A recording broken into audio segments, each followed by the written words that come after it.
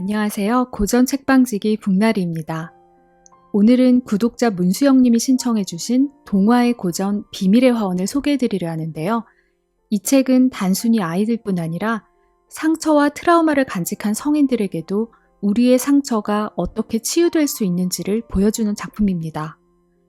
이 작품을 쓴 여류 작가 프랜시스 호지슨 버넷은 1849년에 영국에서 태어났지만 3살 때 아버지를 여의고 생활고에 허덕이다 10대 때 미국으로 이민을 가서 이때부터 여성 잡지에 글을 기고하는 생계형 글쓰기를 하며 돈을 벌어야 했습니다.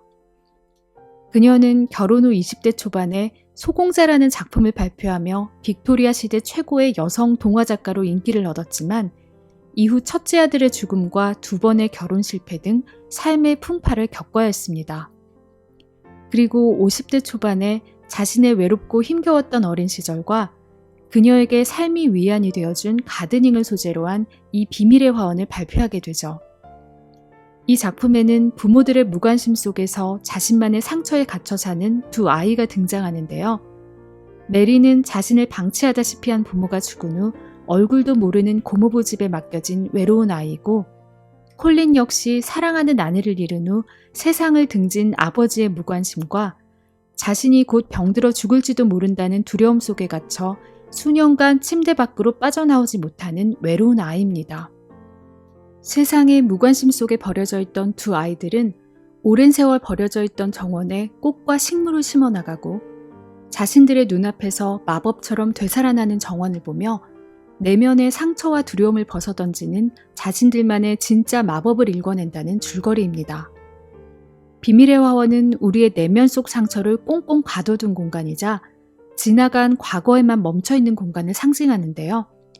이 공간이 어떻게 현재라는 시간을 만나 치유될지 지금부터 이야기가 시작되는 19세기 인도로 가보시겠습니다. 메리는 영국 총독부 관리인 아버지와 아이에 관심이 없는 파티광 어머니와 함께 인도에 살고 있었습니다. 하녀들은 아이를 싫어하는 주인마님의 눈치를 보느라 메리를 눈에 띄지 않는 방에만 처박아 키우고 집안에서 아이의 울음소리가 들리지 않도록 항상 메리의 비위를 잔뜩 맞춰준 탓에 메리가 6살이 되었을 무렵 그녀는 이미 더할 나위 없는 폭군으로 성장해 있었습니다. 그런데 메리가 9살이 되던 해에 콜레라가 퍼져 사람들이 파리떼처럼 죽어나가고 부모님과 집안의 하인들도 메리만 홀로 남겨둔 채 죽고 맙니다. 메리는 며칠간 텅 빈 집안에 홀로 방치돼 있다가 이웃인 영국인 목사에게 발견되어 영국 요크셔에 있는 고모부 크레이븐 씨네 집으로 보내지게 됩니다. 메리는 바다를 건너 드넓은 황무지를 내달린 끝에 덤불 속에 자리 잡은 어마어마하게 넓은 고모부의 저택에 도착하는데요. 가정부는 집주인인 고모부는 부인이 죽은 후 사람들을 거의 만나지 않고 대부분의 시간을 외국에서 보내고 있고 등이 굽은 우울하고 냉소적인 사람이라고 말해줍니다. 다음 날 아침 메리는 방을 청소하던 하녀 마사에게 늘 그랬듯 버릇없이 성질을 부리고 식탁 앞에서도 입맛이 없는지 음식을 깨작거리기만 합니다. 이런 메리의 괴팍하고 예민한 모습을 본 마사는 그녀에게 입맛이 돌도록 집 밖으로 나가 뛰어놀라고 권합니다. 그러면서 밖에는 10년간 아무도 들어가 보지 않은 잠겨진 정원이 하나 있는데 예전에 주인님이 몹시 사랑하던 주인 마님이 아끼던 정원이었고 그녀가 죽은 후 주인님이 정원문을 굳게 잠가버리고 땅의 열쇠를 파묻어버렸다고 말해줍니다. 지금은 정원 입구가 무성하게 자라난 담쟁이 덩굴에 막혀 정원으로 들어갈 수조차 없게 되었다면서요. 이 말을 들은 메리는 그 정원 안에 들어가 보고 싶다는 강렬한 호기심을 갖게 됩니다. 밖에 나간 메리는 채소밭에서 울새와 장난을 치는 정원사 노인 벤을 만나게 되는데 벤 노인은 메리에게 이 울새가 혼자 나는 연습을 하는 사이 어미와 다른 형제들이 다른 곳으로 떠나버려 홀로 남겨졌다고 말해줍니다. 메리는 울새를 보며 울새와 자신 모두 세상 속에 홀로 남은 외로움이 뭔지 알고 있는 존재들이라 생각하며 친근함을 느낍니다.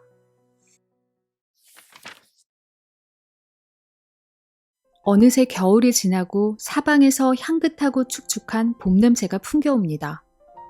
메리는 매일같이 정원에서 울새와 노는데 어느 날 울새를 쫓다가 흙더미 속에서 비밀의 정원의 열쇠로 보이는 녹슨 열쇠를 발견하고 며칠 뒤 또다시 울새를 쫓다가 담쟁이 덩굴 속에 숨겨져 있던 비밀의 정원의 입구도 발견하게 됩니다. 메리가 열쇠로 정원문을 열자 그 안에는 다 죽은 듯한 회갈색 덩굴장미 줄기들이 그림처럼 빽빽하게 얽혀있는 신비롭고 매혹적인 풍경이 펼쳐져 있었습니다. 메리는 이곳이 완전히 죽은 정원일지 궁금해져 정원을 천천히 둘러보는데 땅에서 뾰족한 연두빛 싹이 돋아나는 모습을 발견하게 됩니다. 메리는 싹들이 충분히 클 공간을 만들어주기 위해 맨손으로 흙을 파고 잡초를 뽑아냅니다. 메리는 이때부터 자기가 찾아낸 정원을 비밀의 화원이라고 이름짓고 매일매일 연초록 새싹들을 찾아내 땅을 파고 잡초를 뽑는 일에 돌입합니다. 그녀는 간절하게 이 정원이 되살아나기를 바라고 있었기 때문입니다. 사람들의 무관심 속에 버려진 외로운 정원의 모습이 버려진 자신의 모습과 닮았다고 생각했기 때문이죠. 메리는 매일 정원을 가꾸는 노동을 하며 차츰 입맛이 돌고 혈색이 좋아지기 시작하고 하녀 마사는 이런 메리에게 꽃씨를 구해다 줄 남동생 디콘을 소개해줍니다. 메리가 보여준 신비로운 화원의 모습에 매료된 디콘은 회갈색 장미덩굴 속에서 새롭게 나온 초록색 가지들을 찾아내고 칼로 죽은 가지를 쳐내며 손질을 해줍니다. 그리고 새로 가져온 꽃씨도 정성스레 심어주고 메리에게 갈퀴와 괭이를 쓰는 방법도 가르쳐줍니다. 그 뒤로 메리와 디콘은 매일매일 비밀의 화원에서 잠든 정원을 깨우는 일에 열중합니다. 어느 비 오는 밤, 메리는 집안에서 낯선 아이의 울음소리를 듣게 되고 소리를 따라가다 아래층 복도 깊숙한 곳에 있는 방 안에서 울고 있는 남자아이를 발견하게 됩니다. 그는 메리를 보고 깜짝 놀라더니 자신이 집주인 크레이븐 씨의 아들인 콜린이라고 소개합니다. 메리와 동갑이었던 콜린은 아버지는 어머니가 죽은 후 어머니를 닮은 자신을 보는 것을 싫어해 잘 보러 오지 않는다고 말합니다. 그리고 자신은 아버지처럼 곧 등이 굽을 거고 몸이 아파서 어른이 되기도 전에 죽을 운명이라서 항상 침대에서만 누워 지낸다고 말합니다. 그는 아버지의 무관심과 질병에 대한 두려움 속에 세상 밖으로 한 발자국도 내딛지 못하고 있는 두려움 많은 아이였습니다. 이에 연민을 느낀 메리는 매일 남몰래 콜린을 찾아가 자신이 발견한 비밀의 화원 얘기를 들려주고 자신의 친구 울새와 디콘에 대한 얘기도 들려줍니다. 콜린은 자신처럼 버려져 있던 정원이 메리의 손에 의해 깨어나고 있다는 얘기를 듣고 묘한 흥분에 사로잡힙니다. 그러던 어느 날 예민한 콜린은 메리가 아픈 자신을 하루 종일 혼자 내버려 두고 정원에만 나가 있었다며 고래고래 소리를 지르며 화를 냅니다. 그러자 역시 한성질하는 메리는 제발 아프지도 않은데 아픈 척 좀 하지 말라며 소리를 빽 지릅니다. 그러면서 콜린이 윗옷을 벗고 돌아눕게 하고 곧 아빠처럼 등이 굽을 거라는 콜린의 두려움과 달리 그의 등에는 아무 이상이 없다는 것을 확인시켜 줍니다. 그제서야 콜린은 자신의 두려움과 병은 결국 자신의 상상이 만들어낸 것이었다는 사실을 깨닫습니다. 어느 화창한 봄날 메리와 디콘은 침대에만 누워있던 콜린을 휠체어에 태워 자신들이 그동안 정성껏 가꾼 비밀의 화원으로 데려갑니다. 콜린은 오랫동안 버려져 있던 화원이 초록 잎사귀와 색색깔의 꽃들로 가득한 것을 보고 깜짝 놀라며 생명이 있는 것은 어떤 무관심과 고난 속에서도 마법처럼 다시 활짝 피어날 수 있다는 사실을 깨닫게 됩니다. 아이들은 매일같이 이 생명력 넘치는 정원에서 뛰어놀며 부모의 무관심 속에 버려졌던 과거의 아픔과 미래에 대한 막연한 불안에서 차차 해방됩니다. 그리고 콜린은 화원에서 휠체어를 벗어나 걷고 뛰는 연습까지 합니다. 한편 사랑했던 아내를 잃은 과거의 상처 때문에 집을 떠나 외국을 떠돌고 있던 고모부 크레이븐 씨의 꿈에 어느 날 죽은 부인이 나타나 자신이 아끼던 정원으로 가보라고 말합니다.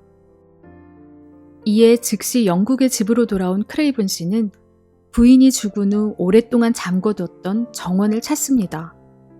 놀랍게도 정원 문은 열려 있었고 그곳에서 건강하게 웃고 뛰노는 까만 눈의 잘생긴 아이와 부딪힙니다. 그는 놀랍게도 아버지, 저 콜린이에요 라고 인사하죠. 크레이븐 씨는 아내를 잃은 슬픔 때문에 버려뒀던 정원이 밝고 건강한 아이들과 생명력 넘치는 식물들로 가득한 모습을 보고 깜짝 놀라게 되고 콜린이 그런 크레이븐 씨에게 비밀의 화원이 자신에게 가져다준 마법을 설명해주며 소설은 막을 내립니다.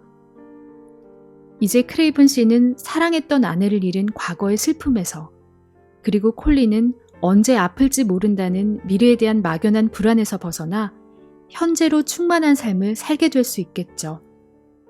그리고 버려진 정원처럼 어둡고 메마른 존재였던 메리도 이제 정원에서 얻은 생명력을 통해 다시 희망을 되찾았을 것입니다. 마음속에 오랜 시간 꽁꽁 잠궈둔 상처의 공간을 갖고 계시다면 생명은 모든 아픔을 이겨낸다는 이 작품의 가르침대로 마음속 아픈 공간을 현재라는 생명력 넘치는 공간으로 만들려고 노력해 보시는 건 어떨까요? 새로운 친구와의 교제, 새로운 사랑, 새로운 취미 등 현재 진행형인 모든 것들은 우리에게 과거와 미래에 대한 막연한 두려움을 잊게 하는 생명력을 선사해 줄 것입니다. 현재라는 시간은 과거의 어떤 크나큰 상처도 아물게 할 수 있는 마법을 가졌으니까요. 오늘 요약 내용이 마음에 드셨으면 좋아요와 구독 꾹 눌러주시고요. 편안한 밤 되세요. 감사합니다.